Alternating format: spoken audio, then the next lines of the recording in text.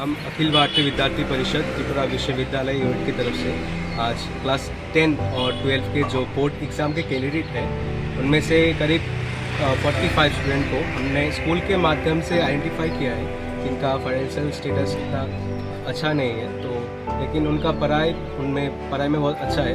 तो ऐसे 45 स्टूडेंट को हम टेस्ट पेपर और सोल्यूशन दे रहे हैं ताकि उनका लास्ट मोमेंट में एग्ज़ाम का प्रिपरेशन अच्छा हो और वो अच्छी तरीके से अपना एग्ज़ाम दे पाए। शुभ नेम? शुभ नेम? मेरा नाम गौरव दास है, उत्तर प्रदेश सेंट्रल यूनिवर्सिटी।